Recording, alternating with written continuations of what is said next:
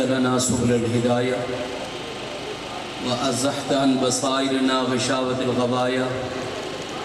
ونصلي ونسلم على من أرسلته شاهدا ومبشرا ونذيرا وداعيا إلى الله بإذنه وسراجا منيرا. حاضرین مجلس، آج جس تعزیتی اجتماع میں اور آپ شامل ہیں، اس ولی کامل کو خراج تحسین پیش کرنے کے لیے کہ جس کی پوری زندگی اعلاء کلمت اللہ کے لیے وقف تھی، راتیں بھی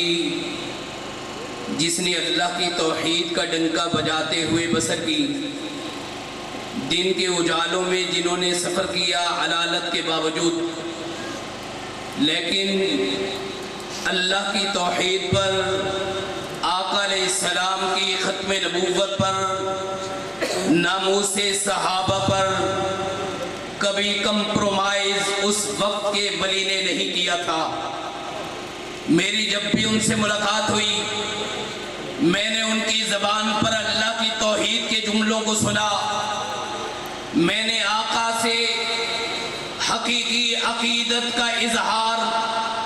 ولی کامل پیر سیف الرحمن درخواستی رحمت اللہ علیہ کی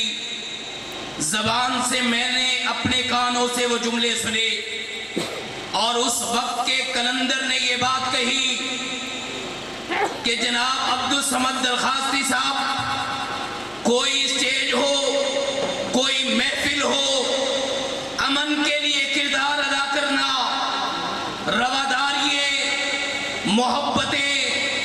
امن کے پیغام کو عام کرنا. اور یہی وجہ تھی کہ کراچی سے خیبر،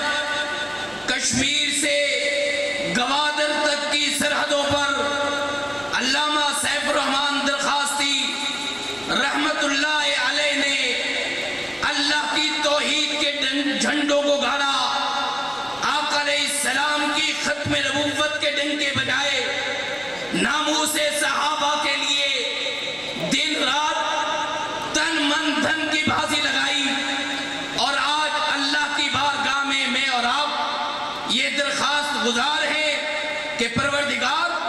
اس وقت کے ولی کامل کی قبر پر کروڑہا رحمت نازل فرما کہ جس نے یا اللہ تیری توحید کے لیے،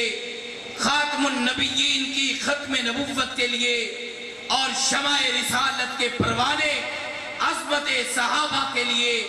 اپنی جان کا آخری قطرہ،